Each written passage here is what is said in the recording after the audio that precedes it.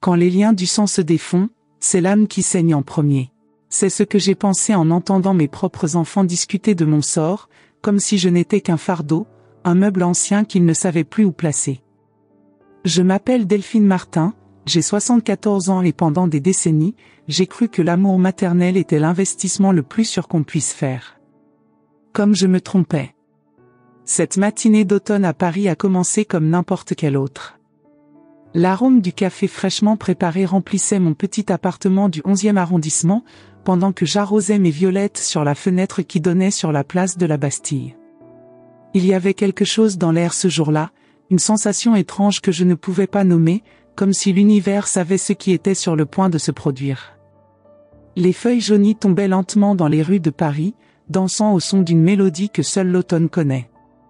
J'observais ce spectacle de la nature tout en ajustant le châle de laine sur mes épaules. C'était un cadeau que Pierre, mon défunt mari, m'avait offert lors de notre dernier anniversaire de mariage. Pour te réchauffer quand je ne pourrai plus être à tes côtés, avait-il dit, comme s'il savait qu'il partirait avant moi. 20 ans plus tard, ce châle portait encore le poids de ses paroles. Je me souviens d'avoir d'abord ressenti un fourmillement dans le bras gauche, puis un goût métallique dans la bouche. Un frisson m'a parcouru l'échine, non pas de froid, mais d'un pressentiment sombre que je n'ai pas pu ignorer. Mon corps semblait m'alerter de quelque chose que mon esprit ne comprenait pas encore. La tasse de café que je tenais à glisser de mes doigts avant même que je puisse comprendre ce qui se passait, se brisant sur le plancher de bois ancien. C'était un son étrangement mélodieux, presque comme une introduction à ce qui allait suivre. J'ai essayé d'atteindre le téléphone, mais mes jambes ont cédé. Je suis tombé sur le sol froid en bois, à côté de la petite table où je gardais les photos de Philippe et Isabelle, mes enfants. Le cadre doré de Philippe, toujours impeccable dans ses costumes chers, est tombé à côté de moi. L'ironie ne m'a pas échappé, même son image ne pouvait pas me soutenir à ce moment-là. Le monde autour de moi est devenu flou, et la dernière chose que j'ai vue était leur visage souriant dans des cadres qui avaient coûté plus cher qu'ils n'auraient dû. Avant de perdre complètement conscience, une pensée étrange m'a traversé l'esprit, est-ce que j'ai arrosé toutes les violettes ? Comme si ces petites fleurs étaient les témoins silencieux de ce qui allait venir, comme si j'avais besoin de m'assurer que quelque chose survive à mon absence. Quand je me suis réveillé, 3 jours plus tard, j'étais dans une chambre d'hôpital. La lumière artificielle blessait mes yeux, et je me sentais comme si j'avais vieilli de 20 ans en 72 heures. Les murs blancs et stériles contrastaient drastiquement avec mon appartement douillet, rempli de livres et de souvenirs. Là, je n'étais qu'un corps de plus dans un lit, un ensemble de symptômes et de mesures, pas la Delphine qui avait formé des générations d'étudiants français, qui connaissaient par cœur les vers de Baudelaire, qui préparait le meilleur coq au vin du quartier.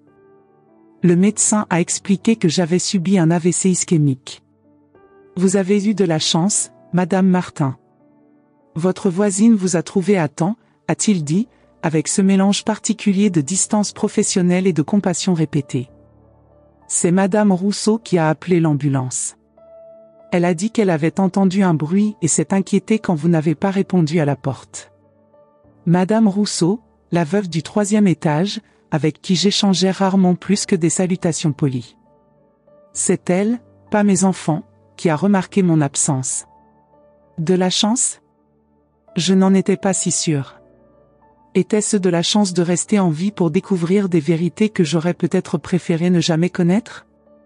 Ma langue semblait un morceau de plomb dans ma bouche, et le côté droit de mon corps était paralysé. La sensation était indescriptible, la moitié de moi répondait encore aux commandes, l'autre moitié était devenue une présence étrange, comme si elle appartenait à quelqu'un d'autre. J'ai essayé de parler, mais seuls des sons inintelligibles sortaient. La frustration d'avoir des pensées claires piégées dans un corps qui n'obéissait pas était presque aussi douloureuse que l'AVC lui-même. C'est alors que j'ai remarqué que la porte de la chambre était entr'ouverte, et que des voix familières venaient du couloir. L'acoustique de l'hôpital était parfaite pour des confidences non intentionnelles, des murs fins, des corridors qui amplifiaient chaque chuchotement. Et ainsi, immobile dans mon lit, je suis devenu involontairement témoin d'une conversation que je n'aurais jamais dû entendre. Combien de temps va-t-elle rester comme ça ?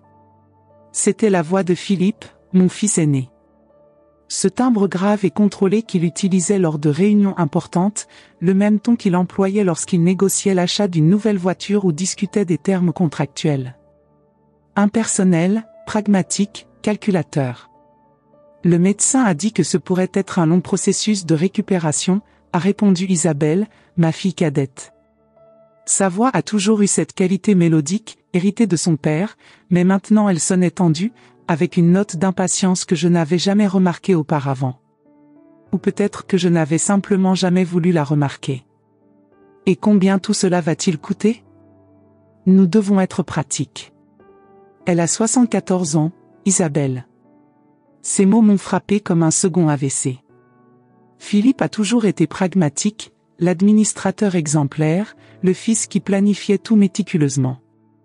J'admirais cette qualité chez lui, je la voyais comme un reflet de mes propres efforts pour l'élever à être indépendant après la mort précoce de son père. Mais jamais, même dans mes cauchemars les plus sombres, je n'aurais imaginé qu'il mettrait un prix sur ma vie. L'assurance couvrira une partie, mais après? Qui va s'occuper d'elle? J'ai ma carrière, tu as tes enfants. Nous ne pouvons pas simplement mettre nos vies en pause. Sa voix était froide, méthodique, comme s'il discutait de la logistique d'un projet quelconque, pas de l'avenir de la femme qu'il avait mis au monde, qui avait tenu sa main lors de son premier jour d'école, qui était restée éveillée d'innombrables nuits quand il avait eu de la fièvre à 8 ans. Peut-être vaut-il mieux, tu sais, laisser la nature suivre son cours. La phrase a flotté dans l'air comme une condamnation à mort. Laisser la nature suivre son cours, un euphémisme élégant pour la laisser mourir. C'était Isabelle qui avait dit cela, ma douce Isabelle, qui pleurait devant des films romantiques et écrivait des poèmes à l'adolescence. La même Isabelle qui m'appelait tous les dimanches, des conversations superficielles que je réalisais maintenant n'être qu'un rituel vide, dépourvu de véritable connexion. Mon cœur s'est brisé à cet instant. Les machines à côté de moi ont enregistré le changement, un bip plus rapide, une ligne qui a oscillé sur le moniteur. Mais aucun équipement médical ne pouvait mesurer la profondeur de la blessure qui venait d'être ouverte. Mes propres enfants, que j'avais élevés seuls après la mort de Pierre, mon mari, il y a 20 ans, envisageaient de me laisser partir. Comme si je n'étais qu'un problème logistique à résoudre. Penses-tu que nous sommes cruels? La voix d'Isabelle tremblait maintenant légèrement, un dernier vestige de conscience luttant contre la commodité. Nous sommes réalistes, a répondu Philippe, et j'ai presque pu le voir ajuster la cravate chère qu'il portait toujours, un geste caractéristique quand il avait besoin de réaffirmer sa position. Maman nous a toujours appris à être pratiques. Elle comprendrait. Non, je ne comprendrais pas. Je ne comprendrais jamais comment l'amour pouvait être si facilement supplanté par le calcul froid des coûts et des bénéfices. Comment les sourires lors de nos déjeuners dominicaux mensuels pouvaient cacher un tel détachement. Comment les cadeaux coûteux à Noël et aux anniversaires n'étaient que des monnaies d'échange pour apaiser la conscience. Ils ne savaient pas que je pouvais les entendre. Ils n'ont pas réalisé que, bien que mon corps soit compromis, mon esprit était parfaitement lucide. Les médecins avaient expliqué à mes enfants que j'étais consciente, que je pouvais comprendre ce qui se passait autour de moi, mais ils semblaient avoir ignoré cette information. Ou peut-être, au fond, ne se souciaient-ils pas que je connaisse la vérité. Chacun de leurs mots s'enfonçait dans mon âme comme de petits poignards. Et l'appartement, a demandé Isabelle, la voix maintenant plus ferme, comme si la mention de biens matériels l'éloignait de la question morale inconfortable qu'ils venaient de discuter. Nous devrons le vendre, bien sûr. Nous ne pouvons pas le garder vide, et les impôts sont absurdes dans ce quartier. Mon appartement. Mon refuge. Chaque coin soigneusement décoré avec les souvenirs de toute une vie. L'étagère où je gardais les livres que j'avais utilisés pour enseigner la littérature pendant 4 décennies. Le fauteuil où Pierre lisait le journal les dimanches matins. Les rideaux en dentelle que j'avais achetés lors d'un voyage à Bruxelles. Tout réduit à des chiffres dans un tableau, à un actif à liquider. Je pense que nous pouvons obtenir un bon prix, a continué Philippe. Le marché immobilier à Paris est en hausse, surtout dans cette zone. Et ses affaires? Ses livres, ses vêtements, les antiquités? Nous pouvons garder ce qui a une valeur sentimentale ou financière. Le reste, eh bien, il y a des entreprises spécialisées dans le vidage d'appartements. Vider. Comme si ma vie pouvait être vidée, emballée dans des boîtes, distribuée comme les restes d'un dîner que personne ne veut emporter à la maison. 50 ans d'existence à Paris réduit à ce qui a de la valeur et le reste. La conversation a continué, détaillant des plans, divisant ma vie avant même que je ne sois parti. Ils ont discuté de mes investissements, du petit héritage que j'avais reçu de mes parents, de l'assurance vie que Pierre avait laissée et à laquelle je n'avais jamais touché, préférant la garder pour eux. Ils ont parlé de la possibilité d'une maison de retraite, si elle se remet partiellement, de qui prendrait le service de porcelaine chinoise qui était un cadeau de mariage, de qui assumerait la responsabilité des aspects pratiques, si je mourais. Si. Pas quand. Si. Comme si ma mort était maintenant une option pratique à considérer, pas une inévitabilité naturelle à retarder le plus longtemps possible. Une infirmière est passée dans le couloir, et ils ont brusquement changé de sujet. La porte de ma chambre s'est complètement ouverte, et ils étaient là, mes enfants, arborant ces sourires qui n'atteignaient pas leurs yeux. « Maman, c'est bien que tu sois réveillée », a dit Isabelle, s'approchant du lit avec ce qui semblait être une préoccupation authentique. Si je n'avais pas entendu la conversation quelques minutes auparavant, j'aurais cru à sa performance. « Les médecins disent que tu récupères bien », a ajouté Philippe, se tenant un peu plus à l'écart, comme si la vue de mon corps affaibli le dérangeait. Ou peut-être était-ce simplement la vue de l'investissement que je représentais maintenant. J'ai essayé de parler, de leur dire que j'avais tout entendu, que je connaissais la vérité derrière leur masque de préoccupation filiale. Mais ma bouche refusait de former des mots, seuls des sons inarticulés s'échappaient. Ils ont interprété cela comme de la confusion, un effet de l'AVC. « Tout va bien, maman, ne te fatigue pas », a dit Isabelle, arrangeant mon oreiller avec une fausse sollicitude.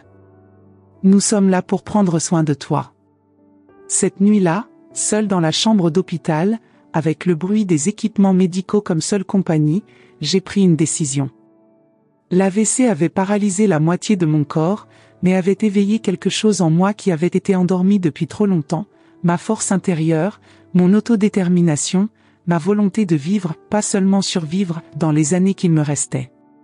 Si je survivais, si je parvenais à me rétablir, rien ne serait plus comme avant. Je ne serais plus la mère dévouée qui plaçait les besoins de ses enfants au-dessus des siens. Je ne serais plus la veuve résignée, vivant de souvenirs et de petites routines. Je ne serais plus la grand-mère généreuse qui renonçait à ses rêves pour financer les leurs. À ce moment-là, accompagnant la douleur physique qui pulsait dans mon corps, est née une résolution silencieuse, je récupérerai. Non pas pour eux, mais malgré eux. Et quand je serais assez forte, quand je pourrais à nouveau parler et marcher, je réécrirai la fin de cette histoire à ma façon. Cet AVC n'a pas seulement divisé ma vie en avant et après, il a déchiré le voile de l'illusion que j'avais sur ma famille. Il m'a montré la vérité nue et crue sur les liens que je croyais inébranlables. Et, paradoxalement, en me montrant le pire de la nature humaine, il m'a aussi donné la chance de redécouvrir le meilleur en moi-même. La nuit avançait, et Paris brillait au-delà de la fenêtre de l'hôpital.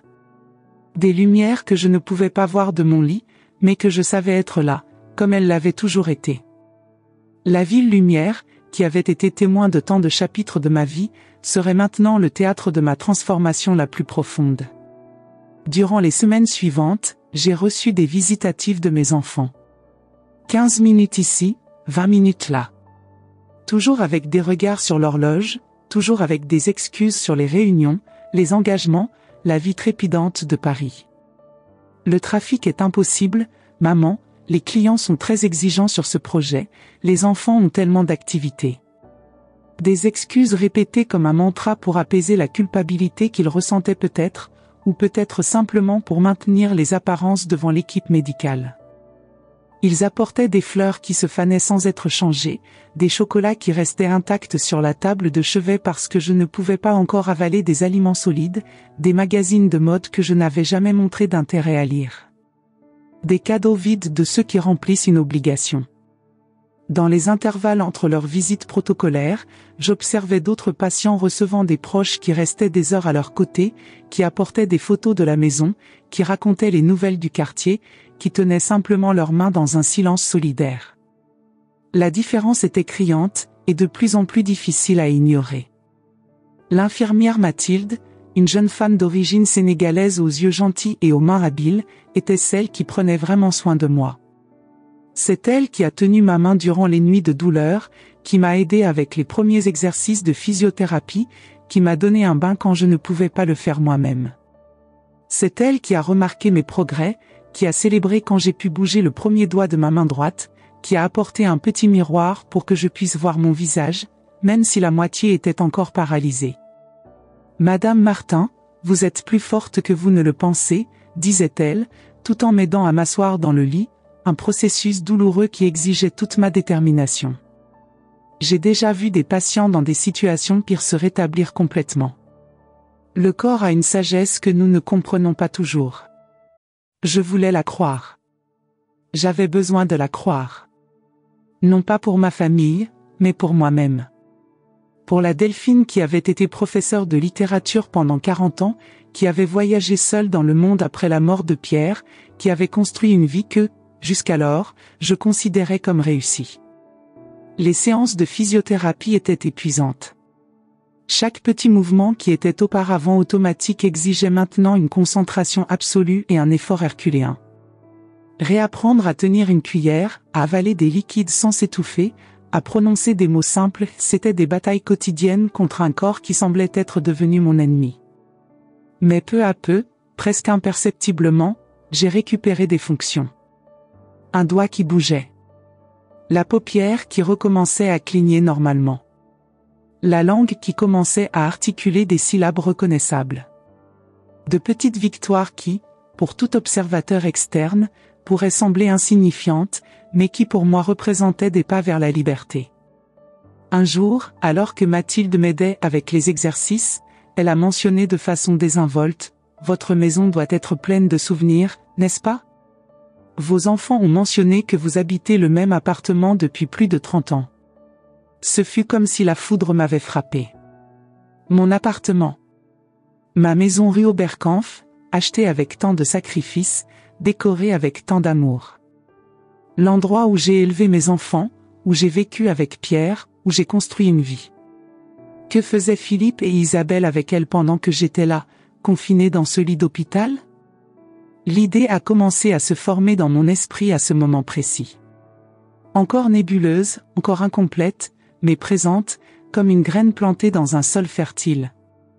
S'il considérait ma vie comme jetable, s'il voyait mon appartement uniquement comme un actif à liquider, s'il envisageait ma maladie comme un inconvénient logistique, que serait-il prêt à faire d'autre ? Cette nuit-là, je n'ai pas pu dormir. Leurs mots résonnaient dans mon esprit, peut-être vaut-il mieux laisser la nature suivre son cours. Attendait-il simplement que je meure pour vendre mon appartement, diviser mes économies, se débarrasser des problèmes que je représentais ? Quand l'aube est arrivée, ma détermination était cristalline. Je devais agir, et je devais agir rapidement. Avant qu'il ne soit trop tard, avant que je ne perde le contrôle sur le peu qu'il me restait, ma volonté. Le lendemain matin, j'ai demandé à Mathilde de m'apporter du papier et un stylo. Avec ma main gauche, puisque la droite ne répondait pas encore, j'ai écrit un billet tremblant, les lettres désalignées reflétant l'effort immense que ce simple acte exigeait. J'ai besoin de parler à mon notaire. Urgent. Mathilde a hésité. Êtes-vous sûre, madame ? Vous êtes encore en convalescence. Ne serait-il pas préférable d'attendre quelques jours de plus ? J'ai acquiescé avec toute la force que j'ai pu rassembler. Non, je ne pouvais pas attendre. J'avais maintenant un sentiment d'urgence.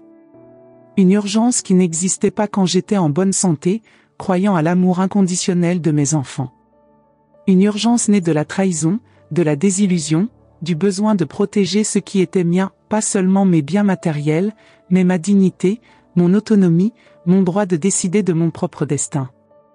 Le notaire, Monsieur Leclerc, était un vieil ami. Nous avions étudié ensemble à la Sorbonne, des décennies auparavant, avant que la vie ne nous emmène sur des chemins différents. Lui vers le droit, moi vers l'enseignement.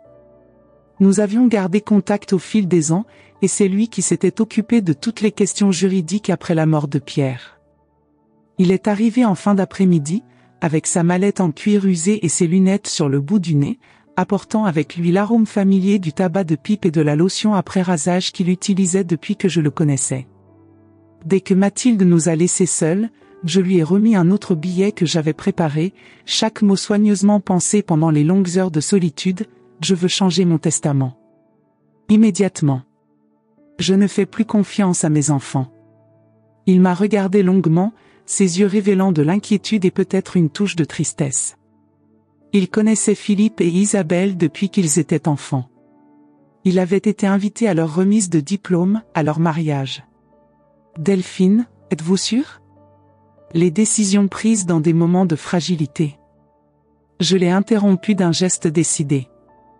J'ai recommencé à écrire, les mots sortant de travers, mais ma détermination était plus ferme que jamais. Je lui ai raconté ce que j'avais entendu dans le couloir, ce que je soupçonnais être en train de se passer avec mon appartement, comment je me sentais trahi par ceux qui auraient dû me protéger quand j'étais le plus vulnérable. Quand j'ai terminé, il a lu en silence, ses yeux s'écarquillant à mesure qu'il absorbait mes souhaits. J'ai vu son expression passer de l'incrédulité initiale à une compréhension sombre. Finalement, il a acquiescé. Je reviendrai demain avec les documents préparés. Mais réfléchissez bien, Delphine. 50 ans d'amitié me donnent le droit de demander cela. Certains ponts, une fois brûlés, ne peuvent jamais être reconstruits. Il avait raison, bien sûr. Ce que je prévoyais de faire changerait irrévocablement ma relation avec mes enfants. Mais en même temps, n'était-ce pas eux qui avaient déjà brûlé le pont le plus important? Le pont de la confiance, du respect, de l'amour authentique? Cette nuit-là, j'ai fixé le plafond de l'hôpital, les larmes coulant silencieusement sur mon visage. La pénombre de la chambre cachait partiellement les taches d'humidité au plafond, formation irrégulière qui ressemblait à des cartes de terres inconnues. Des terres vers lesquelles j'étais peut-être sur le point de partir. Je ne pleurais pas à cause de la maladie, ni par peur de la mort. Je pleurais pour la mort de l'amour que je croyais exister. Pour la naïveté qui m'avait fait penser que le sacrifice serait toujours reconnu, que le dévouement serait toujours honoré. Pendant que les médecins luttaient pour sauver mon corps, je savais qu'une partie de mon âme était déjà partie. L'AVC n'était pas seulement un accident biologique, c'était l'événement qui avait révélé la vérité sur ma vie, sur mes enfants, sur les choix que j'avais faits. Et tandis que Paris dormait sous un ciel étoilé, je me suis juré que si je survivais, si mes membres recommençaient à m'obéir, si ma voix revenait, je ne serais plus la même Delphine. La femme qui se réveillerait de ce cauchemar serait quelqu'un de nouveau, avec une mission claire et une détermination de fer. Je survivrais. Non seulement à l'AVC, mais à la trahison la plus douloureuse de toutes, l'indifférence de mes propres enfants. Et quand je me rétablirai suffisamment, je leur montrerai que sous-estimer une mère blessée peut être la plus grande erreur que quelqu'un puisse commettre. Vous êtes-vous déjà demandé ce que vous feriez si vous découvriez que ceux que vous aimez le plus vous voient simplement comme un fardeau? Continuez à regarder pour savoir comment j'ai transformé la plus grande douleur de ma vie en la plus grande libération que j'ai jamais connue. Ce qui suit va changer votre vision de la famille, du pardon et de la justice. Les jours à l'hôpital se sont transformés en semaines, et les semaines en mois. Paris a changé de saison dehors, les feuilles sont tombées, la neige est venue et repartie, pendant que je menais ma bataille particulière à l'intérieur de ces murs blancs. La physiothérapie était douloureuse. Chaque mouvement, aussi petit soit-il, exigeait un effort monumental. J'ai appris à valoriser les petites victoires, réussir à bouger un doigt, puis la main entière, enfin fléchir le bras. Ma parole est revenue peu à peu, comme un ruisseau timide qui prend de la force après la sécheresse. Mathilde, j'ai réussi à prononcer un jour, après des semaines de thérapie du langage. L'infirmière a pleuré de joie et m'a serré dans ses bras, quelque chose que mes enfants n'avaient jamais fait depuis l'AVC. Philippe et Isabelle continuaient avec leurs visites sporadiques. J'ai remarqué qu'ils venaient toujours aux heures où les médecins étaient disponibles, posant des questions techniques sur mon état, sur les coûts, sur le pronostic à long terme. Ils n'ont jamais demandé comment je me sentais, ce que je pensais, quelles étaient mes peurs. Avec le temps, j'ai commencé à remarquer les regards qu'ils échangeaient quand ils pensaient que je n'étais pas attentive. Des conversations chuchotées dans le couloir, des appels téléphoniques passés à la hâte. Quelque chose se passait, et j'avais un fort soupçon de ce que c'était. 3 mois après l'AVC, quand je pouvais déjà rester assise dans le fauteuil roulant pendant quelques heures, j'ai demandé à Mathilde de m'emmener au jardin de l'hôpital. L'air frais de Paris m'a accueilli comme un vieil ami, et le parfum des fleurs du début du printemps a fait monter les larmes aux yeux. Puis-je demander une faveur, Mathilde, ai-je demandé, ma voix encore un peu traînante, mais de plus en plus ferme. Bien sûr, Madame Martin. Je veux que vous alliez à mon appartement. J'ai une clé supplémentaire cachée sous le pot de géranium à l'entrée. J'ai besoin que vous vérifiiez certaines choses pour moi. Mathilde a hésité. Je ne suis pas sûre que ce soit approprié. S'il vous plaît, ai-je insisté. C'est important. Vous avez été plus une famille pour moi ces derniers mois que mes propres enfants. Le lendemain, Mathilde est arrivée avec une expression sombre. Elle a attendu que nous soyons seuls pour parler. Madame Martin, je suis désolée. L'appartement, il semble qu'il fasse des changements. Il y a des cartons partout, certains meubles ont été enlevés, et j'ai trouvé ceci sur la table de la cuisine. Elle m'a remis un dépliant d'une agence immobilière. Mes mains ont tremblé en tenant le papier. Appartement de charme près de la place de la Bastille, récemment rénové. MON appartement. Mes enfants vendaient ma maison pendant que je luttais pour ma vie à l'hôpital. À ce moment-là, la dernière étincelle de doute que je nourrissais s'est éteinte. Il ne s'agissait pas seulement d'argent ou de commodité. Il s'agissait d'effacer mon existence, comme si j'étais déjà morte. Mathilde, j'ai besoin que vous fassiez encore une chose pour moi, ai-je dit, avec une détermination renouvelée dans ma voix. Appelez Monsieur Leclerc à nouveau. Dites-lui que j'ai besoin de finaliser ces documents. Immédiatement. 2 semaines plus tard, quand je pouvais déjà faire quelques pas avec l'aide d'une canne, j'ai reçu une visite inattendue. C'était Claudine, mon ancienne collègue de l'école où j'avais enseigné pendant des décennies. Delphine, s'est-elle exclamée, m'embrassant avec précaution. Je viens juste de l'apprendre. Pourquoi tes enfants ne m'ont-ils pas prévenu avant? Je lui ai tout raconté, l'AVC, les conversations que j'avais entendues, la découverte concernant l'appartement. Claudine était horrifiée. Mais c'est monstrueux. Tu dois les confronter. Pas encore, ai-je répondu. D'abord, j'ai besoin de me rétablir complètement. Et j'ai besoin d'un endroit où rester quand je sortirai d'ici. Claudine n'a pas hésité, ma maison est ta maison, tu le sais. Pierre et moi avons toujours su que nous pouvions compter l'un sur l'autre, et cela ne change pas maintenant qu'ils sont partis. Pour la première fois en moi, j'ai senti une chaleur dans ma poitrine. L'amitié véritable, quelque chose que j'avais oublié comment c'était. Dans les semaines suivantes, j'ai intensifié ma thérapie. Chaque pas douloureux, chaque exercice épuisant était alimenté non seulement par la volonté de récupération, mais par un nouveau but. Je voulais être assez forte pour affronter mes enfants, pour reprendre le contrôle de ma vie. Les médecins ont été impressionnés par mes progrès. C'est extraordinaire, Madame Martin, a commenté Dr. Leroy. Votre détermination est admirable. Il ne savait pas que j'étais motivée non seulement par l'instinct de survie, mais par quelque chose de plus profond, la volonté de reprendre les rênes de mon destin. Un jour, Philippe est apparu seul. Il semblait nerveux, ajustant constamment la cravate chère qu'il portait. « Maman, nous devons parler de l'avenir », a-t-il commencé, s'asseyant au bord du lit. « Les médecins disent que tu t'améliores, mais tu auras encore besoin de soins spéciaux quand tu sortiras d'ici. » J'ai maintenu mon expression neutre, bien qu'intérieurement je bouillonnais. Isabelle et moi avons réfléchi, a-t-il continué, peut-être vaut-il mieux vendre l'appartement. Il est ancien, il a des escaliers, il n'est pas adapté pour quelqu'un dans ta condition.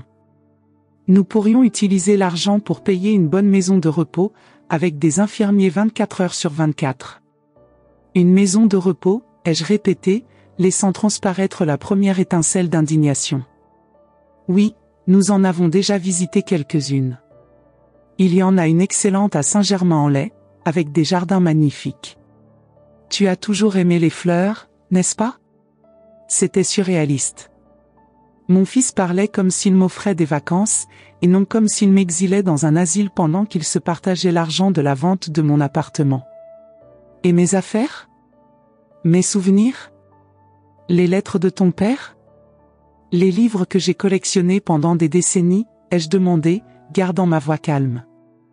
Il a fait un geste vague de la main. Nous garderons ce qui est important.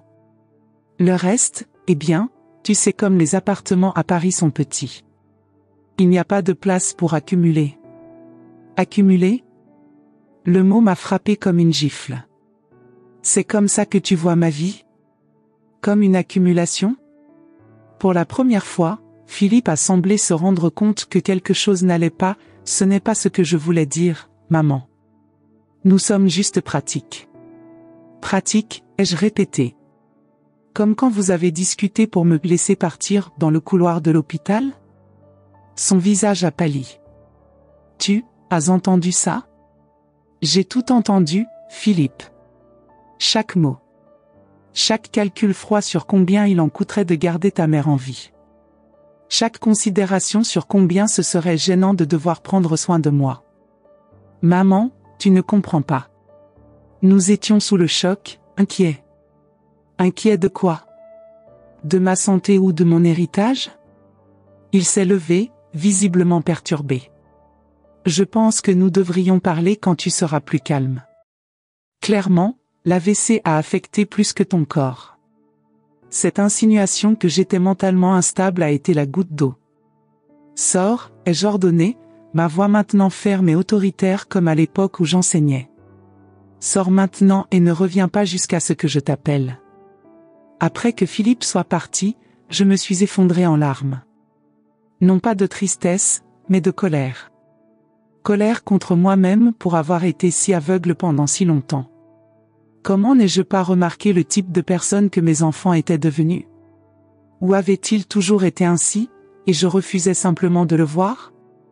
Cette nuit-là, j'ai fait une liste mentale de tout ce que je devais résoudre avant de sortir de l'hôpital. Le testament était déjà modifié. Monsieur Leclerc s'en était occupé. Mais il y avait encore l'appartement, mes comptes bancaires, mes investissements. Si Philippe et Isabelle pensaient qu'ils pouvaient simplement prendre le contrôle de ma vie, ils se trompaient lourdement. Le jour suivant, un représentant de la banque est venu à l'hôpital à ma demande. J'ai signé les documents nécessaires pour bloquer l'accès de mes enfants à mes comptes, accès que j'avais naïvement accordé des années auparavant, par précaution. C'était aussi ce jour-là que j'ai pris une décision qui changerait tout. Quand je sortirais de l'hôpital, je n'irais pas dans une maison de repos à Saint-Germain-en-Laye. Je ne retournerai pas non plus dans mon appartement, même si je parvenais à empêcher la vente. Non, j'irai beaucoup plus loin. Aussi loin que possible des souvenirs de cette trahison, de cette douleur qui me consumait de l'intérieur comme un second AVC, plus lent et plus cruel. Dans la séance de physiothérapie de cet après-midi-là, j'ai trouvé des forces que je ne savais pas avoir. Je me suis levé avec l'aide des barres parallèles et j'ai fait 10 pas consécutifs, un record personnel. Extraordinaire, Madame Martin, s'est exclamé le physiothérapeute. Qu'est-ce qui vous a motivé aujourd'hui? J'ai souri, un sourire qui contenait autant de détermination que de tristesse. Disons que j'ai un long voyage devant moi, et j'ai besoin d'être prête pour cela. Il n'a pas compris l'étendue de mes paroles. Personne ne comprenait encore. Mais bientôt, tout le monde saurait. Surtout mes enfants. 4 mois après l'AVC qui avait failli me tuer, j'étais prête pour un nouveau départ. Un début que personne, pas même moi, n'aurait pu imaginer. Le printemps est arrivé à Paris avec toute sa force, comme si la nature voulait célébrer ma récupération. Après 4 mois à l'hôpital, j'ai finalement reçu mon congé médical. Contre toutes les attentes, celles des médecins et surtout celles de mes enfants, j'étais de nouveau debout. Bien sûr, je n'étais pas la même Delphine qu'avant. Mon côté droit présentait encore une certaine faiblesse, et j'avais besoin d'une canne pour me déplacer en toute sécurité. Ma parole, bien que compréhensible, portait encore une légère hésitation. Mais mon esprit était plus clair que jamais, aiguisé par la souffrance et la révélation. Philippe et Isabelle sont apparus pour venir me chercher, apportant de nouveaux vêtements et des sourires qui n'atteignaient pas leurs yeux. Tous deux semblaient mal à l'aise, comme des acteurs dans une pièce pour laquelle ils n'avaient pas suffisamment répété. Nous avons tout préparé dans la maison de repos, maman, a dit Isabelle, m'aidant à enfiler un manteau. Ta chambre donne sur le jardin, exactement comme tu l'as toujours aimé. J'ai souri, le plus doucement possible. Quelle gentillesse, ma chérie. Mais il y a eu un changement de plan. Les deux se sont regardés, confus. Je ne vais dans aucune maison de repos, ai-je continué, ma voix gagnant en fermeté à chaque mot. Claudine m'attend dehors. Je resterai avec elle pendant quelques semaines, jusqu'à ce que tout soit organisé. Organisé? Qu'est-ce qui est organisé? Philippe a demandé, avec une note d'alarme dans sa voix. Ma nouvelle vie, ai-je simplement répondu. Claudine, fidèle à sa parole, m'attendait dans le hall de l'hôpital avec un taxi. Mes enfants nous ont suivis, protestant, posant des questions que j'ai délibérément ignorées. Quand le taxi est parti, j'ai vu dans le rétroviseur leur silhouette qui diminuait, semblant perdue et, pour la première fois, véritablement préoccupée. Pas pour ma santé, bien sûr. Mais pour ce que j'aurais pu découvrir, pour ce que je pourrais faire maintenant que j'étais libre de leur contrôle. L'appartement de Claudine dans le 16e arrondissement était spacieux et accueillant. Elle avait préparé la chambre d'amis avec soin, mettant des fleurs fraîches et des livres sur la table de chevet. Reste aussi longtemps que nécessaire, a-t-elle dit, pendant que nous prenions le thé sur la terrasse qui donnait sur le bois de Boulogne. Ma maison est ta maison. Dans les jours qui ont suivi, mes enfants ont appelé sans cesse. Ils ont laissé des messages, envoyé des emails. Soudainement, ils étaient désespérés de me parler, quelque chose qui ne semblait pas si urgent quand j'étais confiné à l'hôpital. Une semaine plus tard, j'ai accepté de les rencontrer au café près de l'appartement de Claudine. J'ai choisi un lieu public à dessein, je voulais des témoins pour ce qui était sur le point de se produire.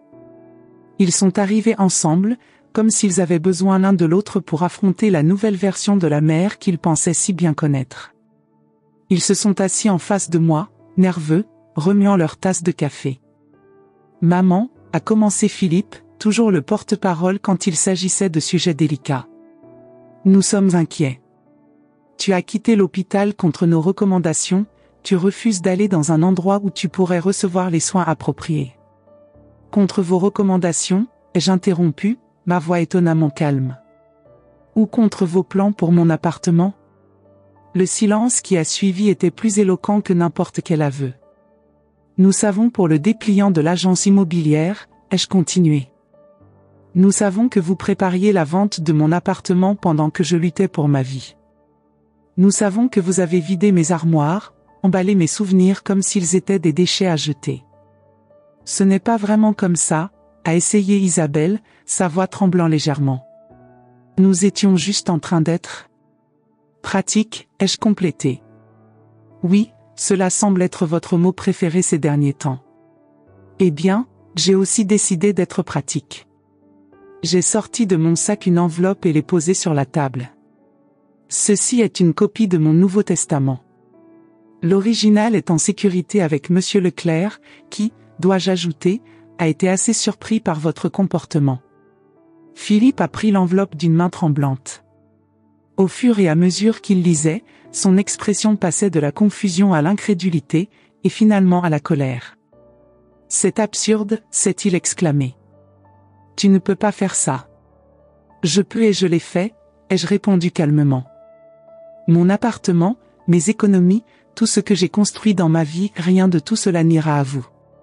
Chaque centime sera donné à des organisations caritatives qui s'occupent des personnes âgées abandonnées par leur famille. Ironiquement approprié, ne trouvez-vous pas? Mais maman, a protesté Isabelle, les larmes commençant à se former dans ses yeux, nous sommes ta famille. Tu ne peux pas simplement nous déshériter comme ça. Famille, ai-je répété, laissant le mot flotter dans l'air un moment. La famille ne discute pas pour savoir si elle doit laisser la nature suivre son cours quand un être cher est malade. La famille ne vend pas la maison de quelqu'un sans son consentement. La famille ne transforme pas 50 ans de souvenirs en objets jetables.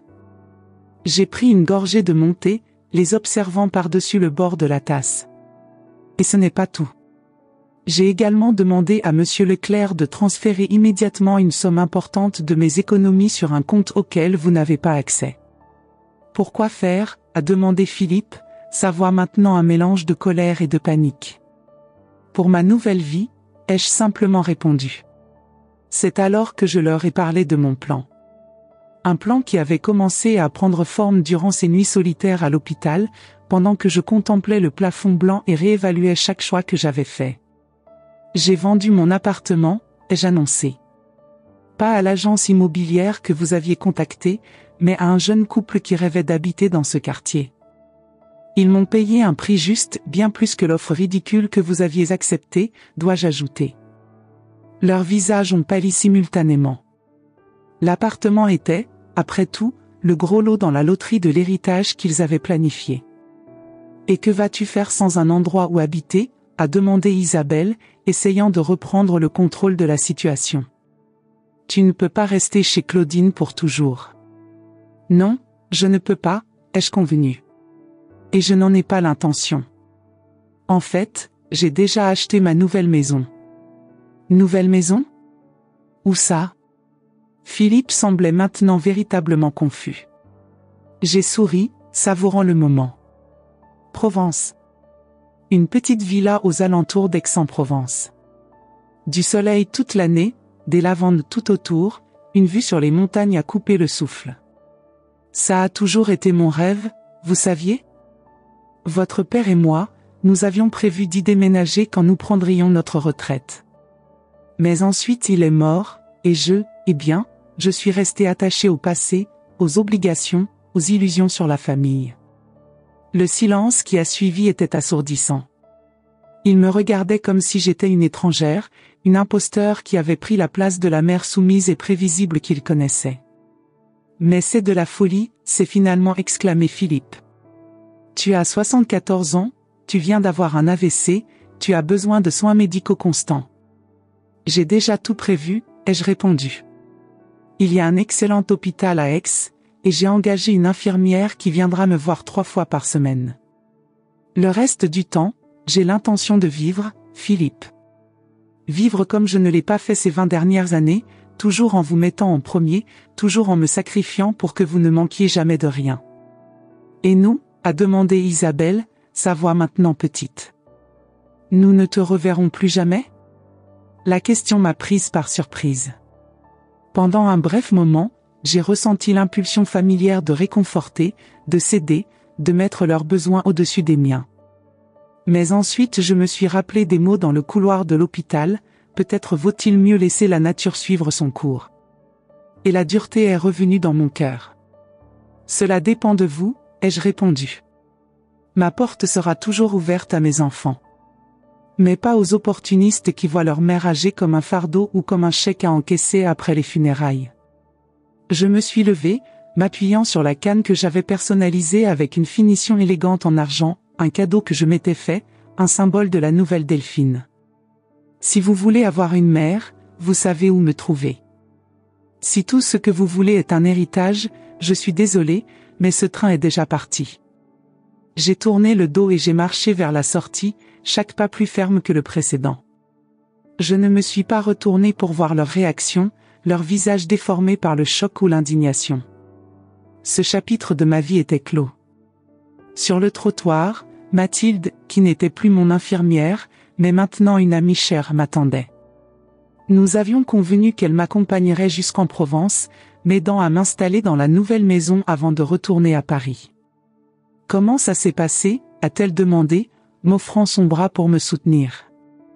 Libérateur, ai-je répondu, sentant le soleil de Paris réchauffer mon visage.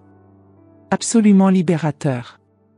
Pendant que nous marchions vers le taxi qui nous conduirait à la gare de Lyon, où nous prendrions le train pour le sud, j'ai réfléchi au voyage extraordinaire qui avait commencé par un AVC et se terminerait par une renaissance. J'avais perdu beaucoup, ma santé parfaite, mes illusions, la confiance en mes enfants. Mais j'avais gagné quelque chose de bien plus précieux, la vérité, et avec elle, la liberté de vivre enfin ma vie selon mes propres termes. La villa en Provence était exactement comme je l'avais rêvé. Petite, mais charmante, avec des murs de pierre claire et des volets bleus qui contrastaient avec le ciel presque toujours limpide. Un jardin généreux s'étendait autour de la maison, avec des lavandes, des oliviers et une vieille vigne qui offrait de l'ombre sur la terrasse. Je me suis installé avec l'aide de Mathilde, qui est restée avec moi pendant les premières semaines. Ensemble, nous avons décoré chaque pièce, transformant ce nouvel espace en un foyer. Je n'ai pas apporté beaucoup de choses de Paris, seulement l'essentiel, quelques vieilles photographies, les livres que j'aimais le plus, et les lettres que Pierre m'avait écrites pendant nos fiançailles. Le reste, je l'ai laissé derrière moi, avec le poids des attentes et des obligations qui m'avaient emprisonné pendant tant d'années. Au début, la solitude a été un défi. Après des décennies à vivre à Paris, le silence de la campagne semblait presque assourdissant. Mais j'ai vite découvert qu'il y avait une communauté accueillante qui m'attendait. Des voisins qui apportaient du pain frais et des confitures maison, m'invitant à déjeuner sous les arbres. Le pharmacien local qui préparait mes médicaments avec une attention particulière. La bibliothécaire de la petite bibliothèque municipale qui me réservait les nouvelles parutions de mes auteurs préférés. Peu à peu, j'ai établi une routine. Le matin, je faisais mes exercices de physiothérapie dans le jardin, respirant l'air parfumé par les fleurs. L'après-midi, je lisais ou j'écrivais sur la terrasse, observant les couleurs changeantes des montagnes au loin. Une fois par semaine, j'allais au marché de la ville, appuyé sur ma canne argentée, achetant des produits frais aux agriculteurs locaux. Ma récupération physique a continué à progresser. Chaque jour, je sentais plus de fermeté dans mes jambes, plus de coordination dans mes mouvements. La parole est revenue presque à la normale, bien que dans les moments de fatigue, je trébuchais encore sur certains mots. 3 mois ont passé sans nouvelles de mes enfants. Aucun appel, aucun email, aucune lettre. Leur silence confirmait ce que je savais déjà, ce n'était pas moi qui leur importais, mais ce que je pouvais leur donner. Jusqu'à ce qu'un jour, en revenant du marché, je trouve une voiture inconnue garée devant ma maison. Et debout dans le jardin, regardant incertaine les lavandes, se tenait Isabelle. Je me suis figé un instant, mon cœur s'accélérant. Elle ne m'a pas vu immédiatement, et j'ai eu quelques secondes pour l'observer. Elle semblait plus mince, avec des cernes qui n'étaient pas là avant. Ses cheveux, toujours impeccablement coiffés, étaient négligemment attachés en un chignon lâche. « Isabelle » ai-je appelé, ma voix trahissant ma surprise. Elle s'est retournée, sursautant. Pendant un moment, nous nous sommes simplement regardés, 2 étrangères liées par le sang, séparées par bien plus que la distance géographique. « Maman » a-t-elle finalement dit, sa voix se brisant sur cette unique syllabe. Et puis, à ma grande surprise, elle a commencé à pleurer. Je ne sais pas à quoi je m'attendais de cette rencontre. Peut-être à des accusations, peut-être à des tentatives de manipulation pour retrouver sa place dans mon testament. Mais pas à cela, pas à cette vulnérabilité crue, cet effondrement complet sous mes yeux. Je l'ai guidée à l'intérieur de la maison, ressentant une étrange inversion des rôles. C'était maintenant moi qui la guidais, qui offrait une épaule pour pleurer, qui servait du thé dans des tasses délicates en attendant qu'elle se ressaisisse suffisamment pour parler. « Je suis désolée » furent ses premiers mots cohérents, les yeux rouges et gonflés. « Je suis désolée pour tout. » Je suis restée silencieuse, attendant. Les excuses sont faciles, la véritable compréhension de l'erreur, beaucoup plus rare. « Philippe et moi nous sommes séparés » a-t-elle continué, essuyant ses larmes. « Après ce jour au café, après ce que tu nous as dit, nous avons commencé à nous disputer. À propos de toi, de l'appartement, de l'argent. Et puis sur d'autres choses, des choses qui étaient enfouies depuis des années. » Elle a regardé par la fenêtre, vers le champ de lavande qui ondulait doucement avec la brise. Il voulait contester le testament, engagé des avocats, allégué que tu étais mentalement incapable après l'AVC. Elle a fait une pause. J'ai refusé. Et quand j'ai refusé, il a dit des choses horribles. Sur le fait que j'ai toujours été faible, trop sentimentale. Que je n'avais pas ce qu'il fallait pour survivre dans ce monde. Isabelle a pris une gorgée de thé, ses mains tremblant encore légèrement. C'était comme si un bandeau tombait de mes yeux, maman. J'ai vu mon frère tel qu'il est vraiment. Et pire, je me suis vue telle que j'étais devenue. Quand exactement sommes-nous devenus ces personnes? Quand avons-nous cessé d'être ces enfants que toi et papa avez élevés avec tant d'amour? La question a flotté dans l'air, sans réponse facile. Je me l'étais aussi demandé d'innombrables fois pendant les nuits en Provence, contemplant les étoiles qui semblaient tellement plus brillantes loin des lumières de Paris. Je ne sais pas, Isabelle, ai-je répondu honnêtement. Peut-être que c'était progressif. Peut-être que j'ai échoué à certains moments cruciaux de votre éducation. Ou peut-être que c'est simplement le monde dans lequel nous vivons aujourd'hui, où la valeur des gens est mesurée par ce qu'ils possèdent, non par ce qu'ils sont. Elle a acquiescé, absorbant mes paroles. Après la dispute avec Philippe, j'ai commencé une thérapie. C'est incroyable comme j'ai dû tout perdre, toi, mon frère, mon image de moi-même, pour finalement voir la vérité. Et quelle est la vérité? Ai-je demandé doucement. Que je vivais une vie qui n'était pas la mienne, a-t-elle répondu, avec une nouvelle clarté dans sa voix. Mariée à un homme que je n'aime pas, dans une carrière qui m'étouffe, toujours en train d'essayer de prouver ma valeur à travers des réalisations externes. Toujours en train de courir, jamais vraiment présente. Pas même pour mes propres enfants. Ces mots m'ont profondément touché. C'était comme entendre un écho des réflexions que j'avais moi-même faites après l'AVC. Que as-tu fait alors? J'ai demandé le divorce, a-t-elle dit, avec un léger sourire triste. J'ai réduit mes heures de travail. J'ai commencé à passer plus de temps avec les garçons, à vraiment les connaître, pas seulement à les gérer comme un projet de plus. Et, j'ai cherché ton adresse auprès de Claudine. Le silence est retombé entre nous, mais maintenant c'était différent. Ce n'était pas le silence tendu d'adversaires, mais le silence contemplatif de deux femmes qui, séparées par une génération, vivaient des transformations parallèles. Je ne suis pas venue ici pour te demander de revenir dans ton testament, a continué Isabelle, comme si elle lisait dans mes pensées. Je suis venue parce que j'ai réalisé que j'étais en train de perdre la personne la plus importante de ma vie à cause de mon propre aveuglement. Je suis venue parce que j'ai besoin de ton pardon pour pouvoir avancer. J'ai regardé ma fille, je l'ai vraiment regardée, et j'ai vu, pour la première fois depuis longtemps, cette fille sensible et rêveuse qui avait l'habitude de s'asseoir à côté de moi pendant que je corrigeais des travaux scolaires. La fille qui me demandait la signification des mots, qui s'émouvait de poésie, qui pleurait quand nous trouvions un oiseau blessé dans le parc. Peut-être qu'elle n'avait pas complètement disparu, après tout. Peut-être qu'elle s'était simplement perdue en chemin, comme tant d'entre nous. Le pardon n'est pas quelque chose qui s'accorde en un instant, Isabelle, ai-je finalement dit. C'est un processus. Un chemin que nous parcourons ensemble, jour après jour, choix après choix.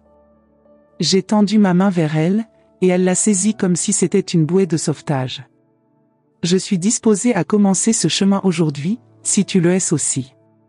Cette nuit-là, Isabelle a dormi dans la petite chambre d'amis que j'avais préparée sans jamais m'avouer pour qui c'était. Le lendemain, je l'ai présentée à mes voisins, je lui ai montré les coins préférés de ma nouvelle ville, j'ai partagé les histoires de ma récupération et de mon adaptation. Elle est restée une semaine.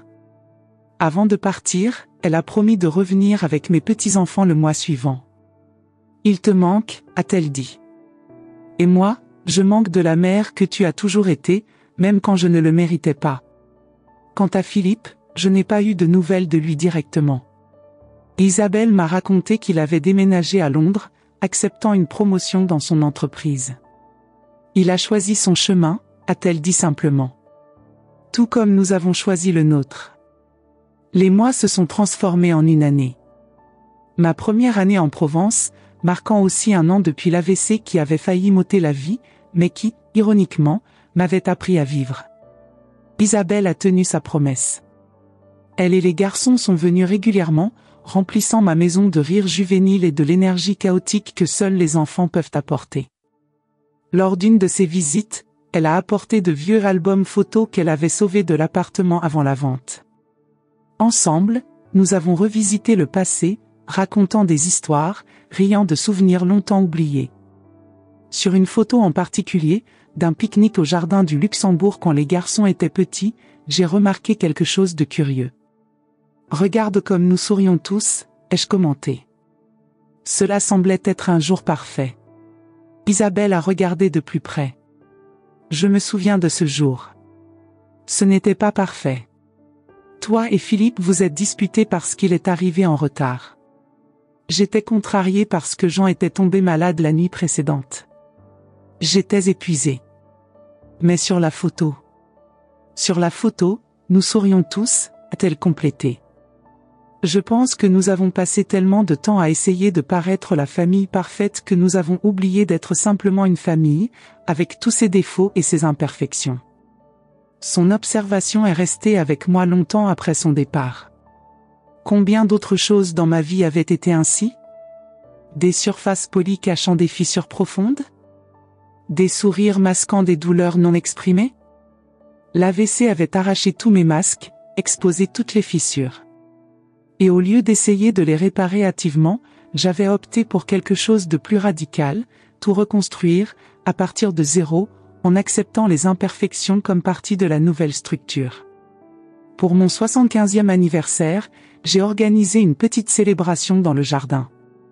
Isabelle et les garçons sont venus, bien sûr. Mais aussi Mathilde, qui travaillait maintenant dans un hôpital proche et me rendait visite régulièrement. Claudine, qui avait pris sa retraite et envisageait d'acheter une maison dans la région. Quelques voisins qui étaient devenus des amis chers. Et, à ma surprise, une figure que je ne m'attendais pas à voir, Monsieur Leclerc, mon vieil ami et notaire, qui avait fait le long voyage depuis Paris spécialement pour l'occasion. C'est lui qui a levé son verre pour un toast, après que le gâteau ait été coupé et servi sous la vigne qui donnait maintenant des raisins succulents. À Delphine, a-t-il dit, sa voix portant le poids de décennies d'amitié. Qui nous a appris qu'il n'est jamais trop tard pour recommencer. Qui nous a montré que le vrai courage n'est pas de ne jamais tomber, mais de se relever et de suivre un nouveau chemin. Pendant que tous applaudissaient et levaient leurs verres, j'ai regardé autour de la table. Vers les visages souriants, certains nouveaux dans ma vie, d'autres qui avaient été là depuis si longtemps qu'il était difficile de se souvenir d'une époque sans eux. Et j'ai ressenti une vague de gratitude si intense que mes yeux se sont remplis de larmes.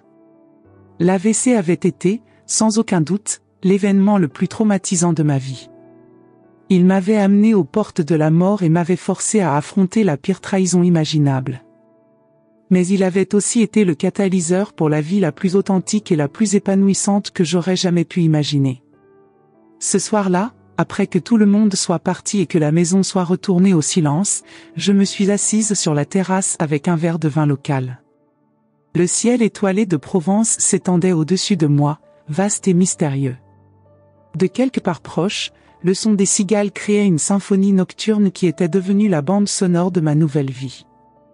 J'ai pensé à tout ce qui s'était passé depuis cette fatidique matinée à Paris, quand je suis tombée sur le sol de mon appartement. À l'hôpital, aux paroles dures de mes enfants dans le couloir, à la lutte pour la récupération, à la découverte de la trahison, à la fuite vers la Provence, à la réconciliation inattendue avec Isabelle. La vie suit rarement le scénario que nous planifions. Les méchants peuvent se racheter, les héros peuvent échouer, les fins heureuses peuvent venir de manière que nous n'aurions jamais pu prévoir. J'avais perdu beaucoup, c'est vrai. Mais j'avais gagné quelque chose d'infiniment plus précieux, la capacité de voir clairement, d'aimer consciemment, de vivre authentiquement. Et tandis que le vin réchauffait mon corps et que les étoiles illuminaient mon âme, j'ai finalement compris la leçon la plus importante que l'AVC m'avait enseignée. Parfois, il faut que quelque chose meure en nous pour que nous puissions vraiment commencer à vivre. Mes enfants ont voulu me laisser partir. Et, d'une certaine façon, ils l'ont fait. La Delphine d'avant, celle qui vivait pour les autres, qui étouffait sa propre vérité pour maintenir la paix, qui confondait sacrifice et amour, cette Delphine était partie pour toujours. À sa place, une femme plus forte, plus sage, plus vraie était née.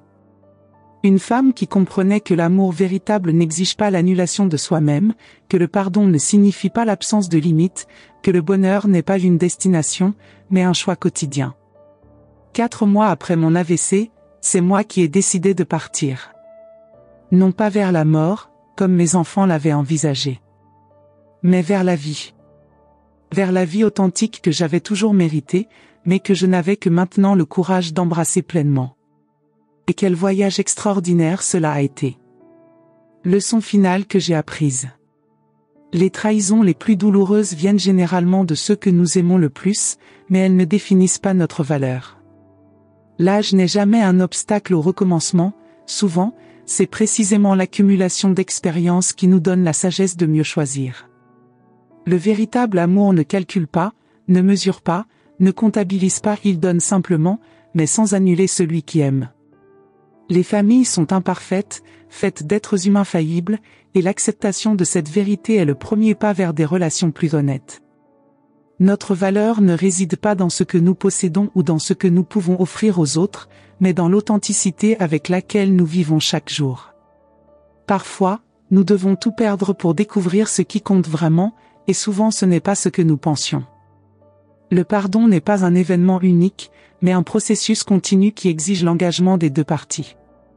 Ne sous-estimez jamais la résilience de l'esprit humain, notre capacité à nous relever des cendres est presque illimitée lorsque nous trouvons un véritable objectif. Et, finalement, la leçon la plus importante, la vie est trop courte pour être vécue à moitié. Si vous respirez encore, il est encore temps de choisir la vie pleine que vous méritez. Parce qu'en fin de compte, il ne s'agit pas de comment ou quand nous quitterons ce monde. Il s'agit de comment nous choisissons de vivre chaque précieux moment qui nous est donné. Et moi? J'ai choisi de vivre. Vraiment vivre, dans toute la gloire imparfaite que cela implique. Sans masque, sans compromis, juste avec la vérité de mon cœur comme boussole. Et quel merveilleux voyage cela a été point. À 74 ans, j'ai appris que la vie peut basculer en un instant, que ce soit à cause d'un AVC ou de la douloureuse révélation que ceux qu'on aime le plus ne nous aiment pas toujours de la même manière. Je partage mon histoire non pas pour susciter la pitié, mais pour allumer une flamme de courage en chacun de vous qui, comme moi, vous êtes peut-être déjà senti de trop dans votre propre famille. Peut-être avez-vous entendu des murmures dans le couloir, remarqué des regards impatients, perçu des visites de plus en plus brèves et espacées. Combien d'entre nous, après des décennies à servir les autres, se retrouvent oubliés dans un coin de la vie de leurs propres enfants? Combien sentent leur valeur diminuer à mesure que les années passent et que la santé décline? Si mon récit a touché votre cœur, si vous vous êtes reconnu dans mes mots, s'il vous plaît, partagez votre expérience dans les commentaires. Nous ne sommes pas seuls sur ce chemin. Vos histoires méritent d'être entendues, vos douleurs comprises, vos victoires célébrées. Rappelez-vous, il n'est jamais, jamais trop tard pour dire « ça suffit ». Il n'est jamais trop tard pour se choisir, pour défendre sa dignité, pour réécrire la fin de son histoire. J'avais 74 ans quand je l'ai compris et cette prise de conscience, bien que douloureuse, a été aussi ma libération. Abonnez-vous à cette chaîne pour découvrir d'autres histoires comme la mienne. Des histoires de personnes qui, alors que le monde leur disait qu'elle était trop vieille, trop fragile ou qu'il était trop tard, ont répondu avec un sourire déterminé et ont fait le premier pas vers une nouvelle vie. Car, mes amis tant que nous respirons, il est encore temps de recommencer. Et parfois, les plus beaux chapitres de notre vie sont justement ceux que l'on écrit quand tout le monde croit que le livre est déjà fermé. Laissez votre commentaire dès maintenant. Votre voix compte. Votre histoire compte. Et cliquez sur « S'abonner », pas pour moi, mais pour vous rappeler chaque jour que la vie ne s'arrête pas quand les épreuves commencent. Je suis Delphine Martin, et à 74 ans, je ne termine pas mon histoire, je tourne simplement la page vers un chapitre meilleur. Et vous? Quel sera le prochain chapitre de votre vie?